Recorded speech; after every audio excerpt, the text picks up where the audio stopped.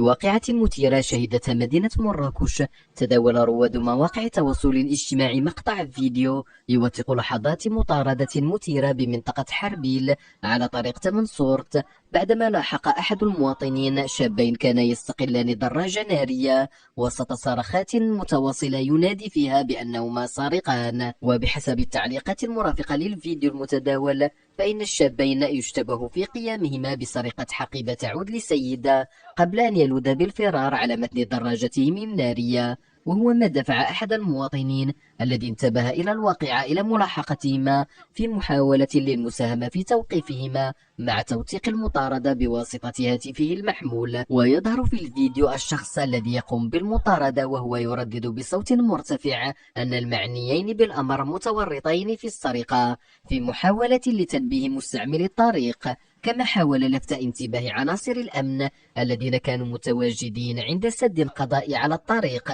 أملا في اعتراض سبيل المشتبه فيهما وإيقافهما. وقد أثار الفيديو تفاعلا واسعا بين رواد مواقع التواصل الاجتماعي، حيث أشاد عدد من المعلقين بروح المواطنة التي أبداها الشخص الذي قام بالملاحقة وتصوير المجرمين.